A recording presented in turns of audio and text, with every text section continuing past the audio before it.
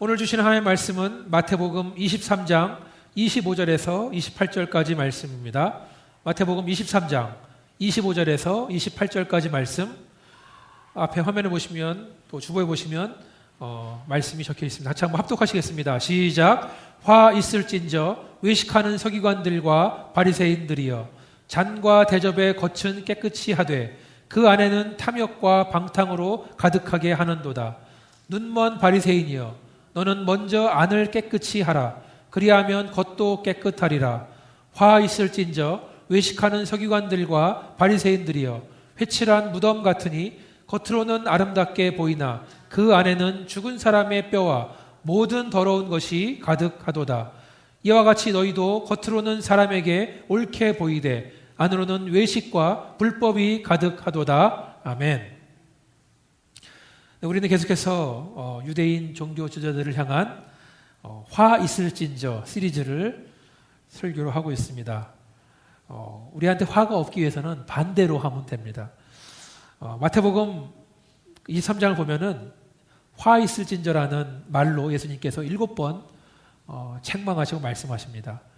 그 당시 예수님의 질책, 이게 바로 예수님 혼내시는 건데, 이 질책을 듣는 바리새인이나 사두개인들은 얼마나 마음이 불편했을까 생각해 봅니다. 우리가 이 말씀을 읽는 것만으로도 마음이 이렇게 무거운데 말입니다.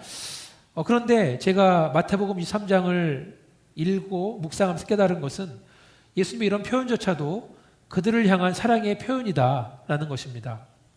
예수님께서 때로는 충격요법을 사용하셔서 바리새인들과 사두개인들이 돌아올 수 있도록, 깨달을 수 있도록 바라신 줄 믿습니다. 실제로 초대교회, 처음에 교회 생겼을 때 초대교회 구성원들을 보면 바리새인 출신의 성도들이 많이 있었다고 한 것을 우리는 알 수 있습니다. 예수님은 종교 지도자들을 포기하신 것이 아닙니다. 그들이 끝까지 돌아오기를 원하시고 기다리셨던 것입니다. 또 한 가지 우리가 잊지 말아야 될 것은, 예수님이 지금 하시는 말씀 했던 그때에는 십자가에서 죽으시기 일주일도 남지 않은 때라는 것입니다. 그 일주일 기간 동안에 예수님께서 많은 말씀을 해주셨습니다. 지금 우리가 23장을 보고 있는데 그 예수님의 가르침, 십자가 죽으시기까지 25장까지 계속해서 많은 말씀들이 있는 것을 우리가 알 수 있습니다. 그리고 그 말씀은 하나님께서 21세기를 살고 있는 우리들에게 동일하게 주시는 가장 좋은 말씀인 줄 믿으시면 아멘 하시길 바라겠습니다. 아멘. 예수님께서는 계속해서 유대인 종교 지도자들의 위선을 고발하십니다. 외식하는 자, 위선자란 말은 연극 배우가 무대에 올라가서 자기 자신이 아닌 다른 사람의 옷을 입고 다른 사람의 대사를 하면서 연기를 하는 것이다 라고 말씀을 드렸습니다. 지금 바리새인들과 서기관들이 자기의 원래 본 모습은 뒤로 감추고 마치 연극 배우처럼 다른 사람이 돼서 연기를 하고 있다는 것입니다. 오늘 본문을 보시면 두 가지 사물의 예를 들어서 말씀하십니다. 첫 번째는 겉은 깨끗하고 속은 더러운 그릇에 대한 얘기입니다. 두 번째는 무덤에 대한 얘기입니다. 무덤의 속은 썩고 있는데 겉은 화려하고 아름답게 하얗게 색을 칠해놓고 있다는 얘기입니다. 두 이야기에는 공통점이 있습니다. 우리는 예쁘고 화려한 그릇의 겉을 보고 있지만 사람의 중심을 보시는 하나님은 그릇의 겉모습보다 그 속이 깨끗한가 깨끗하지 않은가를 보신다는 겁니다. 무덤도 마찬가지입니다. 무덤의 겉을 아무리 아름답게 꾸몄을지라도 1m만 파보면 그 속에 시체가 썩고 있다는 것입니다. 무덤은 아무리 꾸며도 무덤이다 라는 것입니다. 그럼 먼저 그릇에 대해서 한번 얘기를 해보기 원합니다. 오늘 본문을 보니까 화 있을진저 외식하는 서기관들과 바리새인들이여, 잔과 대접의 겉은 깨끗이 하되 그 안에는 탐욕과 방탕으로 가득하게 하는도다. 눈먼 바리새인들이여, 먼저 안을 깨끗이 하라. 그리하면 겉도 깨끗하리라. 지금 그릇의 속은 더러운데 그래서 온갖 탐욕과 방탕으로 가득 차 있는데 바리새인들은 지금 그릇의 겉만 깨끗이 닦는 데만, 화려하게 꾸미는 데만 치중하고 있다는 것입니다. 여러분 설거지할 때 그릇 속을 닦지 겉을 많이 닦나요? 속 닦는 게 중요하잖아요. 자, 그릇의 속을 보지 못한다는 게 무슨 말인가? 왜 그들은 그릇의 속이 더러운 것을 보지 못합니까? 오늘 26절 말씀 보니까 그들의 눈이 멀어서 라고 말씀하십니다. 백성들을 옳은 길로 인도해야 될 종교 지도자들의 눈이 멀었다는 것입니다. 눈먼 인도자는 어느 누구도 바른 길로 인도할 수가 없다. 자기도 안 보이는데 누구를 데려갑니까? 첫 번째 이야기가 그릇에 대한 이야기인데요. 한 가지 흥미로운 것을 말씀해 드리면 성경은 사람을 주로 그릇에 많이 비유합니다. 사람을 그릇에 비유해요. 그래서 베드로전서 말씀을 보면은 한 가정에서 남편과 아내가 있는데 둘 다 그릇으로 비유하고 있습니다. 잘 들어보십시오. 베드로전 3장 7절에 보니까 남편들아 이와 같이 지식을 따라 너희 아내와 동거하고 그를 더 연약한 그릇이요 또 생명의 은혜를 함께 이어받을 자로 알아 귀히 여기라 이는 너희 기도가 막히지 아니하게 하려 함이라. 자, 오늘 말씀해 보니까 아내를 뭐라고 말하고 있죠? 더 연약한 그릇이라고 표현하고 있어요. 아내는 더 연약한 그릇이다. 부부관계에 있어서 아내는 더 연약한 그릇, 상처받기 쉬운 그릇, 깨지기가 더 쉬운 그릇이다라고 말하고 있습니다. 그래서 남편이 아내를 보호하려면 어떻게 되는가? 성경에 보니까 먼저 아내를 이해해야 된다. 영어 성경에 보니까 Husbands, leave your wives in an understanding way. 아내를 이해해야 된다라고 말하고 있어요. 아내를 이해하면 살아야 된다.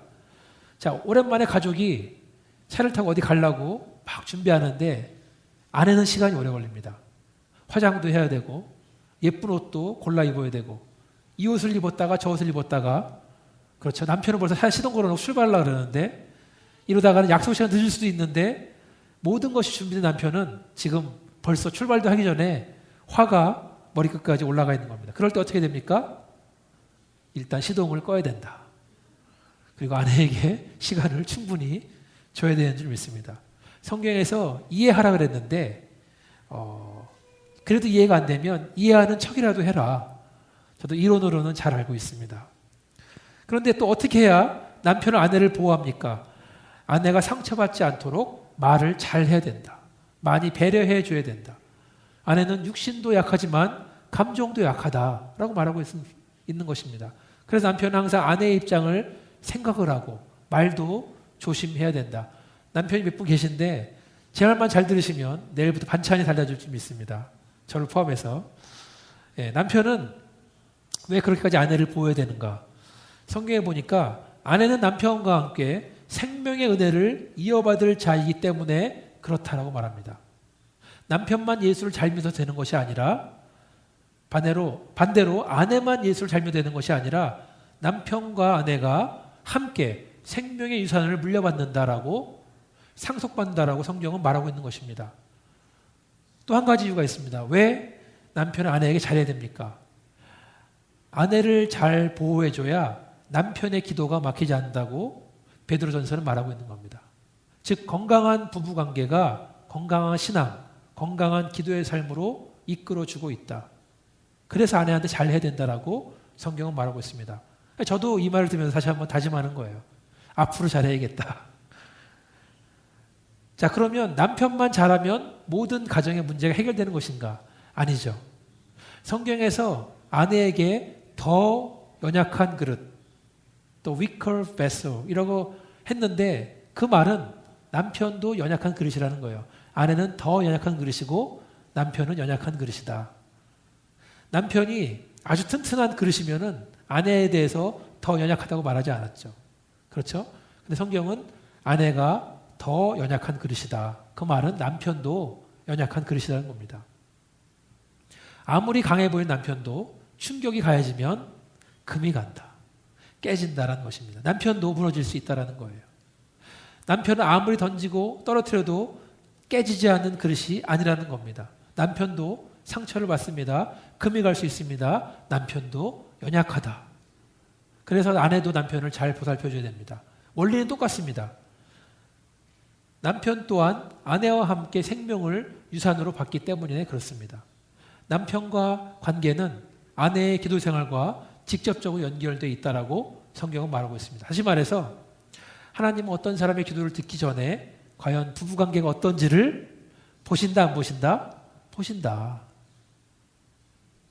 생명의 유산을 상속해 주기 전에 부부관계가 어떤지를 보신다는 거예요. 뗄 수가 없다라는 겁니다.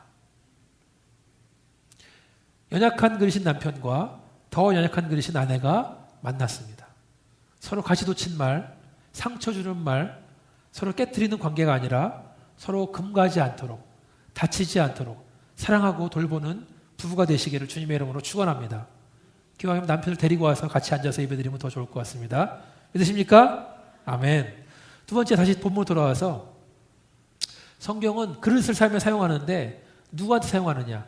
하나님이 사용하신 사람에게도 그릇이란 말을 쓴다. 사도행전 9장 15절 16절을 보니까 이렇게 나와 있죠. 주께서 이르시되 가라. 이 사람은 내 이름을 이방인과 임금들과 이스라엘 자손들에게 전하기 위하여 택한 나의 그릇이라. 그가 내 이름을 위하여 얼마나 고난을 받아야 할 것을 내가 그에게 보이리라. 지금 읽어드린 말씀은 사도행전에 나오는 말씀인데 예수님의 종인 한 사람 아나니아에게 지금 바울에 대해서 하신 말씀이에요. 바울은 어떤 사람입니까? 그가 예수를 만나기 전에는 예수를 믿는 교회를 박해하고 성도를 핍박하는 사람이었습니다. 바울은 그렇게 핍박하면서 이것이야말로 하나님이 기뻐하신 일이다라고 생각을 했던 겁니다. 왜냐하면 바울은 예수 그리스도가 하나님의 아들인 줄 몰랐기 때문에. 그러다 그는 다메섹이라는 도시를 가면서 그곳에 성도를 잡으러 가다가 자기가 핍박하던 예수를 만납니다. 빛 가운데 나타난 예수를 보자마자 바울은 눈이 멀었어요. 근데 예수님은 바울에게 아나니아를 보내서 그에게 기도해주고 눈이 낫도록 해줘라 라고 말씀하시는 거예요. 아나니아는 바울이야말로 교회를 박해하는 성도를 핍박하는 사람인 것을 잘 알고 있었어요. 그래서 그는 예수의 명령을 들었을 때 아마 멈칫했을 것입니다. 왜냐하면 바울이 다메섹으로 잡으러 오는 사람 명단 중에 혹시 내가 있을 수도 있다. 그렇기 때문에. 그렇죠? 그렇지만 예수님 아나니아에게 바울을 소개하면서 바울은 이방인들과 임금들과 이스라엘 자손에게 예수의 이름을 전하게 하기 위해서 따로 선택한 그릇이다라고 말하고 있어요. 영어 성경에는 chosen instrument로 나와 있는데 그 영어의 원어를 보면은 그 스키우스라는 말인데 그 말은 베슬, 그릇이란 말도 들어있는 거예요. 그러니까 하나님이 따로 선택한 그릇이다라는 말입니다. 하나님께서 바울을 세계 선교를 위해서 특별히 그릇으로 준비했는데 따라서 바리새인들 사두개인들에게 그릇이라고 말하는 것은 이상한 표현이 아닙니다. 그런데 모든 그릇을 다 사용하시는 게 아니라는 거예요. 그릇의 주인 되신 하나님은 어떤 그릇을 사용하십니까? 디모데후서 말씀 보니까 이렇게 나와 있습니다. 큰 집에는 금그릇과 은그릇뿐 아니라 나무그릇과 질그릇도 있어 귀하게 쓰는 것도 있고 천하게 쓰는 것도 있나니 그러므로 누구든지 이런 것에서 자기를 깨끗하게 하면 귀히 쓰는 그릇이 되어 거룩하고 주인의 쓰심에 합당하며 모든 선한 일에 준비함이 되리라. 저희가 아리조나에 온 지 3년 만에 집을 구입하게 됐습니다. 우리 넬슨과 프로린에도 지금 집을 계약했다 그러는데 저는 이번 달 말쯤에 아마 이사를 들어갈 예정이에요. 저희 가족이 4년 전에 미국에 왔을 때는 그때는 잠시 있을 걸 생각을 했습니다. 미국에서. 그래서 우리가 미국에서 이렇게 오래 살 거라고는 그 당시에 생각을 못했어요. 모든 것들을 한국에는 집에다 짐을 두고 왔습니다. 4식구니까 비행기에 이민 가방 2개씩 8개만 가지고 미국에 왔어요. 그렇게 미국에 살다 보니까 한국에 다 있으니까 별로 좋은 걸 안 삽니다. 그릇도 누가 주면 쓰고 옷도 그냥 뭐 대충 입을 수 있으면 입고 가구도 뭐 좋은 게 아니라 대충 쓸만한 걸 사는 거죠. 왜냐하면 한국에 있으니까. 그렇죠? 그런데 우리가 집을 사기로 결정한 다음에 사정이 달라졌어요. 저희 아내가 지난 여름에 한국에 갔다 왔는데 한국에 간 김에 우리 뭐 쓸 것들, 책들과 옷들과 뭐 그릇들을 보내자 붙였습니다. 근데 그 짐들이 얼마 전에 왔어요. 저는 기대를 많이 했죠. 한국에 다 좋은 것들이었었는데 막상 이삿짐 박스를 열어보니까 그릇도 별론 거예요. 옛날에 생각했던 것보다 옷도 별로 입을 만한 게 없는 것 같고 책들도 박스를 열어본 다음에 많이 버렸어요. 이걸 왜 가져왔지? 그러면서 그렇게 됩니다. 어떤 물건들을 보면서 이럴 줄 알았으면 이렇게 돈을 들여서 많이 보내지 말걸 이런 생각도 해보게 됩니다. 근데 아내가 이삿짐 박스를 열어보면서 이제 그릇들을 꺼내는 걸 봤는데 뭐 비싸거나 화려한 그릇은 아니지만 아내가 저한테 시집 올 때 우리 장모님이 정성스럽게 보냈던 그릇들입니다. 그래서 애들도 식탁에 놓여진 한국에서 온 그릇들을 보면서 한국에서 먹던 오이냉채 그릇이다, 뭐 된장국 그릇이다 이런 걸 얘기하는 거예요. 값을 따지면 그 돈이면은 아마 미국에서 더 좋은 걸 샀을 텐데 그렇지만 한국에서 온 그릇을 더 사랑하는 거죠. 추억도 있고 애정도 있기 때문에 그런 것 같습니다. 하나님 집에 여러 가지 그릇이 있습니다. 어떤 그릇은 금으로 만든 그릇이고 어떤 그릇은 은으로 만든 그릇이에요. 또 어떤 것은 나무, 어떤 것은 흙으로 빚은 그릇입니다. 어떤 그릇은 아마 귀한 손님이 오시면 사용될 그릇이에요. 또 어떤 그릇은 음식물 찌꺼기나 뭐 음식물 쓰레기 담아놨다가 버리는 그릇도 될 수 있습니다. 질문 하나 드리겠습니다. 과연 주인 되신 하나님께서 이 많은 그릇 중에 어떤 그릇을 사용하실까요? 그것은 바로 깨끗한 그릇입니다. 하나님이 사용하시는 그릇은 깨끗한 그릇이다. 아무리 금으로 된, 은으로 된 그릇이라 할지라도 그 속이 더러우면은 사용할 수가 없다. 주인이 사용하는 그릇은 깨끗한 그릇이라는 겁니다.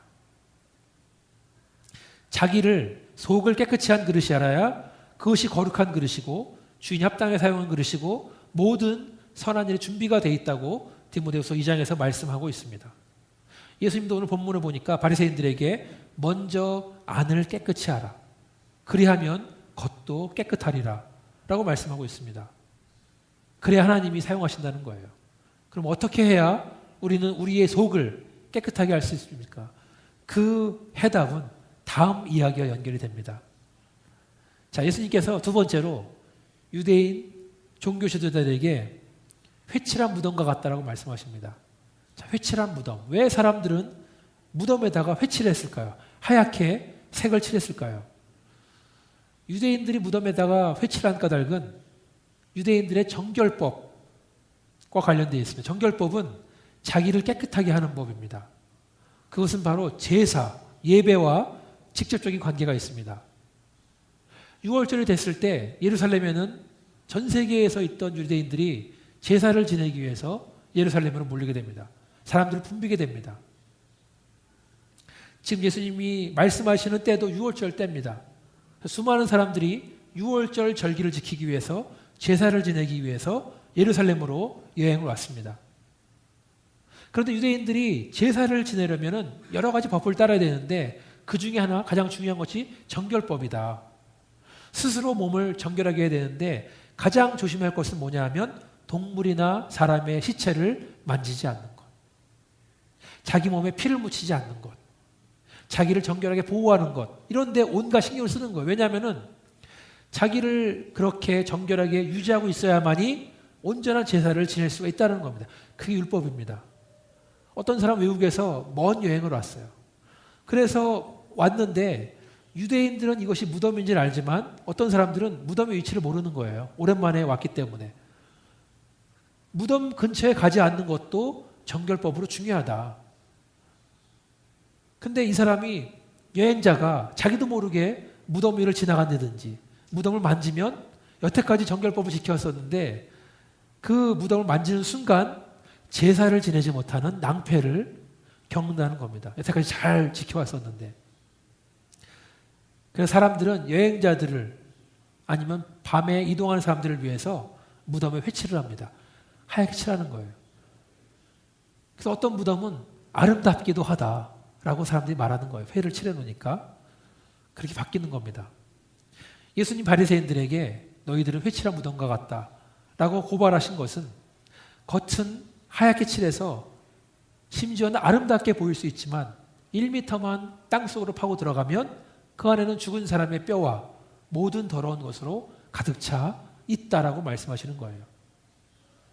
자, 이 사람들은 종교 지도자들은 겉으로는 좋은 옷을 입고 겉으로는 거룩한 말만 하고 또 기도도 아주 거룩한 음성으로 멋들어지게 하지만 정작 속은 썩어 있다. 예수님이 지적하시는 거예요. 예배 드리는 데는 전문가 같이 보이지만 너희들의 예배는 틀렸다. 사람들한테 옳게 보이기 위해서 속으로는 외식과 불법으로 가득하다라고 지적하시는 겁니다. 좀 전에 그릇에 대한 얘기를 나눌 때 사람들이 바라보는 겉에만 신경 쓰지 말고 먼저 속을 깨끗이 하라고 말했는데 그 교훈은 여기도 해당됩니다. 속은 썩어 들어가 있는 무덤인데 겉만 깨끗하게 해봤자 아무런 소용이 없다라는 겁니다. 속은 썩어 있는데 아무리 화려하게 예배를 드리고 화려하게 헌금을 바치고 아주 훌륭한 예배를 드린다 할지라도 모두 헛된 일이다라는 것입니다. 예배를 드리기 위해서 제사를 지내기 위해서 정결법으로는 완벽하게 무덤도 가지 않고 시체도 만지지 않고 지켜왔지만 정작 그렇게 열심히 준비한 예배를 하나님이 받지 않으신다. 아무리 겉을 그럴듯하게 꾸미고 거룩하게 보이더라도 속이 더럽다면 아무 소용이 없다는 말씀입니다. 예수님 먼저 그 안을 깨끗하게 하라고 말씀하십니다. 그럼 어떻게 하면 우리의 속이 깨끗해질까요? 우리 힘으로 됩니까? 회개해야 됩니다. 회개라는 것은 하나님께 용서를 구하고 용서를 받는 행위입니다. 먼저 우리의 죄를 용서해달라고 기도해야 됩니다. 안이 깨끗해져야 겉도 깨끗해진다고 말씀하셨습니다. 그런데 우리 힘으로 스스로 깨끗해질 수가 없다. 예수님이 용서해 주셔야만 되는 줄 믿습니다. 우리 힘으로 스스로 깨끗해지려고 노력을 해봤자 그것은 무덤의 겉에 회칠하는 것밖에 되지 않는다라는 거예요. 아무리 무덤의 겉을 깨끗이 칠하고 아름답게 꾸밀지라도 속은 썩어 있다라는 것입니다. 우리의 속이 깨끗해지는 것, 회개하는 것, 이 모든 것은 예배랑 연결되어 있습니다. 하나님 받으신 예배는 어떤 예배인가? 오늘 주보에 있는 말씀, 요엘서 2장에 있는 말씀을 읽어드리겠습니다. 여호와의 말씀이 너희는 이제라도 금식하고 울며 애통하고 마음을 다하여 내게로 돌아오라 하셨나니 너희는 옷을 찢지 말고 마음을 찢고 너희 하나님 여호와께로 돌아올지어다.